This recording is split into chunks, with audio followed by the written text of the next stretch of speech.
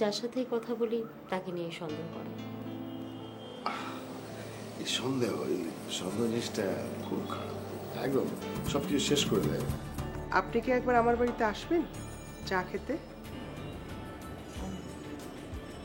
আমি ঠিক বুঝতে পারলাম না। তাই আমি চাই তুমি আমার মতো করে সবকিছু জাজ করবে, তাহলেই ভালো।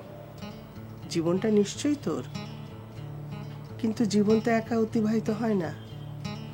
কেন জানি মনে হয় সব নষ্ট হয়ে যাবে, আর কোনোদিনও ঠিক হবে না। এইরকম একটা সুন্দরী মায়ের কিডন্যাপ করে ওই পাঞ্জাবি হারায় কি করবো? দেখো, আমি তো তোমার কাছে কোনো শিডিউল জানতে চাইনি।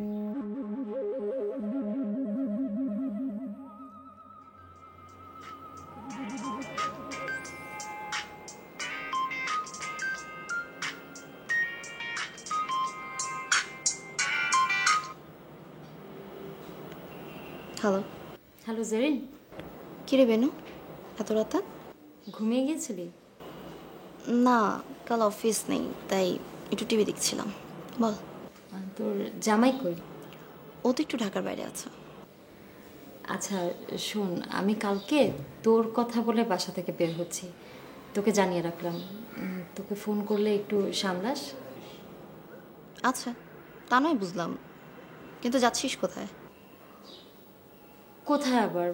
ওই যে ওই ছেলেটার কাছে, না যেও তো উপায় নেই। কাজটা কি ঠিক হচ্ছে বেনু? তোরে এখন এসব মানায় না।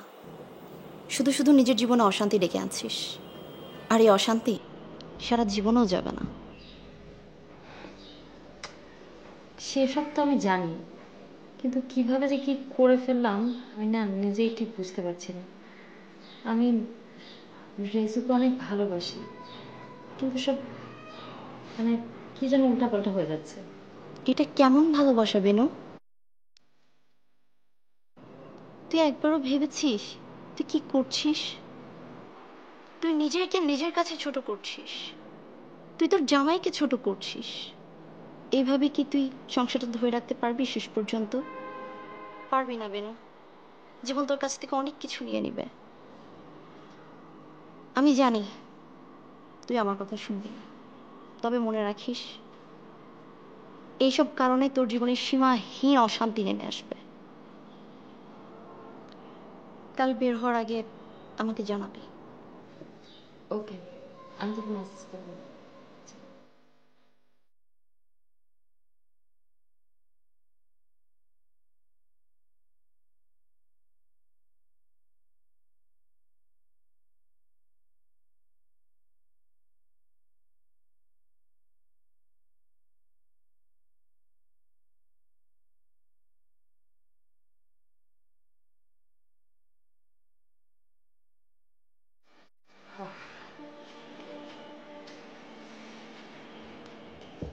রান্না শেষ করেছো?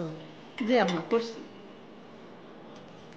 শোনো, রাতে কয়েকজন খাবে, ভালো কিছু রান্না করো।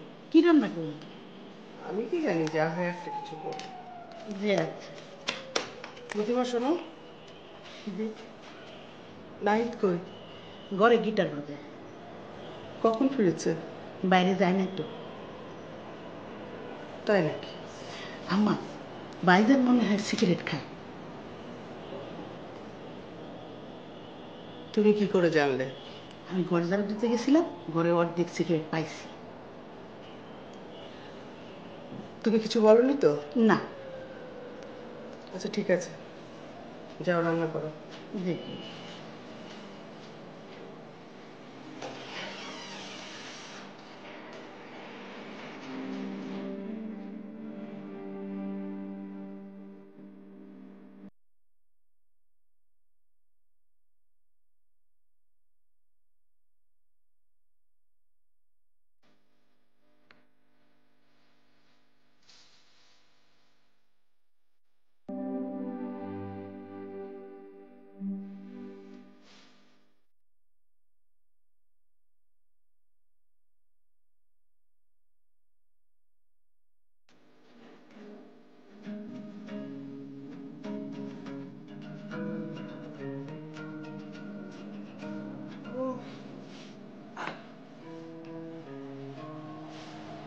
তুমি কখন এলে?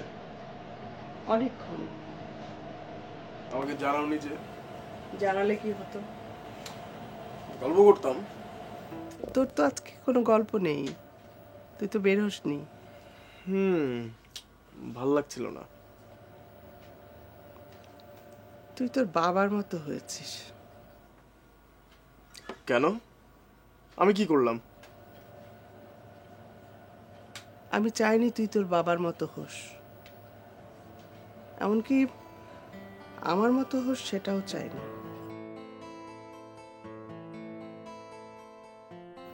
সারা জীবন ইগো দেখিয়ে আমি সুখী হতে পারিনি, তেমনি তোর বাবাও পারিনি নিজে সুখী হতে। মা, আমার কিন্তু শুনে মোটেও মনে হয় না যে বাবার কোনো দোষ ছিল। ছিল, দোষ ছিল।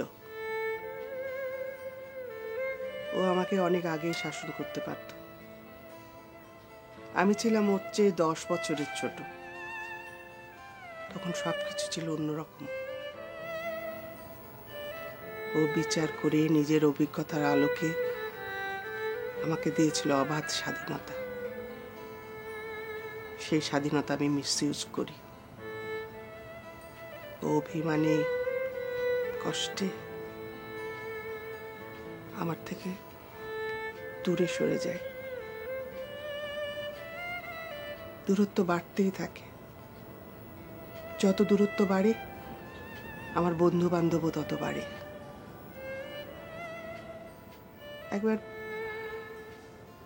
একবার চেষ্টা করেছিলাম সেই দূরত্ব ঘোচাতে, পারিনি। আমার ইগো আমাকে দূরত্ব ঘোচাতে দেয়নি। নিজেকে সমর্পণ করতে পারিনি ওর কাছে। তারপর যা আবার হলো। আচ্ছা মা, তখন আমার বয়স কত ছিল? তখন তো জন্মই হয়নি। ভেবেছিলাম তোর জন্ম হলে সবকিছু অন্যরকম হয়ে যাবে, কিন্তু তোর বাবা খুব অভিমানী। আমার সাথে অ্যাডজাস্ট করতেই পারলো না। আচ্ছা, অ্যাডজাস্ট করলে জীবনটা অন্যরকম হতো। মা, তুমি কি তোমার এই জীবনে সুখী না? ভাবতে ভয় পাই সুখী কিনা। মনে হয় জীবন মানেই হয়তো এরকম। অর্থ খুঁজতে ভয় পাই। কিন্তু তুই যখন অভিমান করিস না, তখন সবকিছু কেমন যেন অনর্থ হয়ে যায়। মা, আমি একদমই অভিমানী না। আমার পৃথিবীর কারো উপর কোনো অভিমান নেই। আমার তা মনে হয় না। বেনু রেজাকে নিয়ে তোর ভাবনাটা সুখের হবে না, তুই কষ্ট পাবি। মা, এখন সময় বদলিয়েছে। তোমাদের সময়ের মতন তো এখন আর নেই। আর আমাদের জেনারেশন নিয়ে তুমি কতখানি জানো বলো? মা চেনে, তোদের জেনারেশনকে হয়তো চিনি না, কিন্তু আমার সন্তানকে তো আমি চিনি। নাকি চিনি না? চিনো।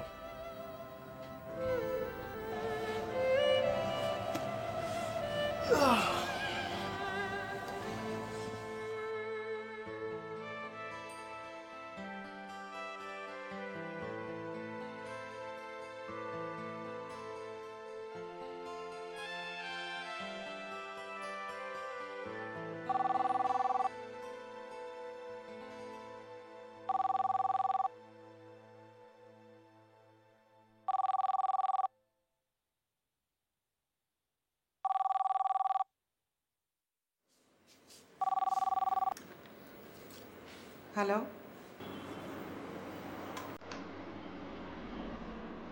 ছড়া, তুমি ফোনটা নামিয়ে রাখো।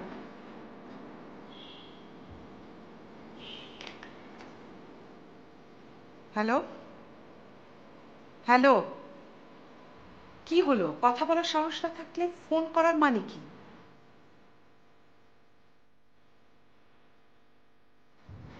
কি দরকার ছিল তোমার ফোনটা ধরার?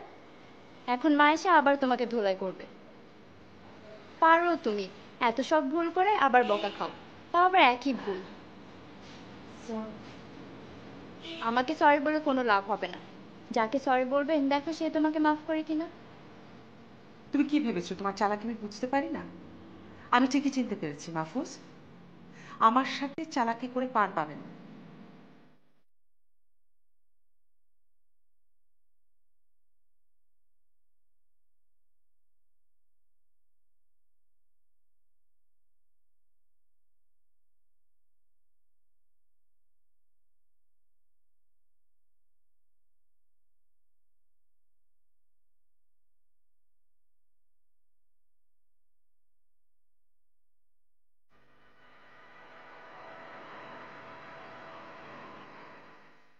আর শোনো, তোমাকে কিন্তু আমি রাস্তায় নামিয়ে ছাড়ব, মনে রেখো।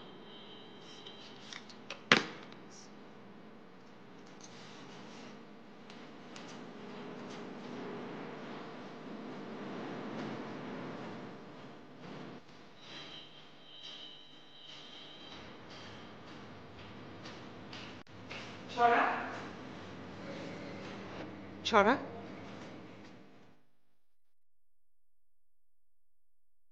তুমি কেন ফোন তুললে? তুমি জানো না সব ধরনের ফোন রিসিভ করা তোমার জন্য নিষেধ? মা তুমি ওকে এত কথা শোনাচ্ছ কেন? ফোন আমি ধরেছি। তুমি ধরেছো? হ্যাঁ ফোন আমি ধরেছি, তুমি তো আমাকে ফোন ধরতে নিষেধ করোনি। তুমি চুপ করো। ঝরা, বলো তো কে ফোন রিসিভ করেছিল? মা আমি বললাম তো ফোন আমি ধরেছি। তুমি বললে ঝরা ফোন রাখো, তাই আমি রেখে দিলাম। চাচ্ছিলাম তুমি কি বলো তা শুনতে, কিন্তু শুনিনি।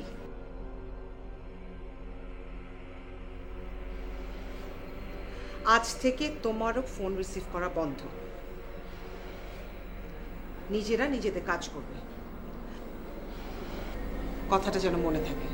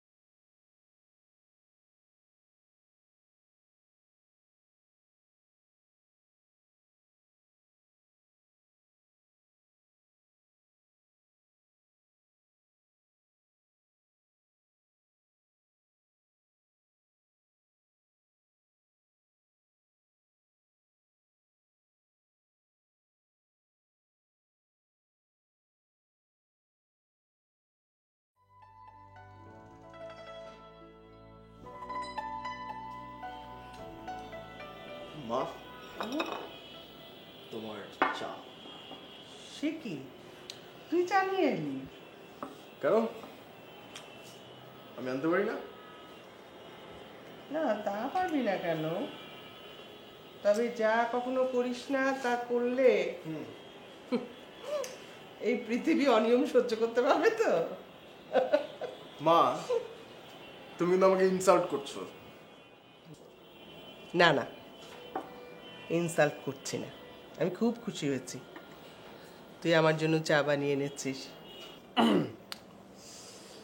মা, ওই তুমি যখন বেনুর সাথে কথা বলেছিলে তখন কি বলেছিল, আসবে? কেন আসবে না বলছে? আমি ওর জন্য ক্লাস কামাই করলাম। না মানে এখনো আসলো না যে, তাই। আসবে রে, আসবে, আমি জানিও আসবে। তুই রেডি হয়ে নে। চাটা কেমন হয়েছে বললে না যে? First class.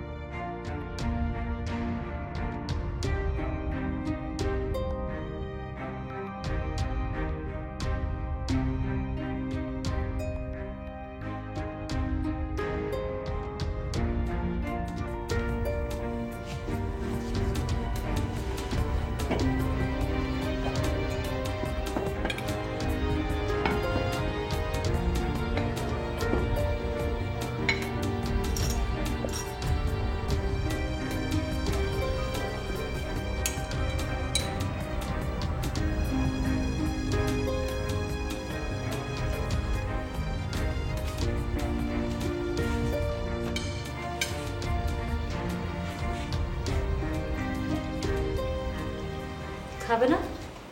না, খেতে ইচ্ছে করছে না। কেন? এমনি। কোথায় যাচ্ছ? কাজ আছে। কি কাজ? তোমার তো আজকে ডে অফ। তোমারও তো ডে অফ। আমি কি জিজ্ঞেস করেছি তুমি কোথায় যাচ্ছ? তোমার কাজ থাকতে পারে, আমার থাকতে পারে না? চলো একসাথে বের হয়ে তোমাকে ড্রপ করে দেবো। তুমি তো নিশ্চয়ই আমাকে ড্রপ করার জন্য রেডি হওনি, তাই না? অযথা কথা কেন বলছো? তুমি তোমার কাজে যাও, আমি আমার কাজে যাও। আচ্ছা ঠিক আছে, আমিও খাবো না।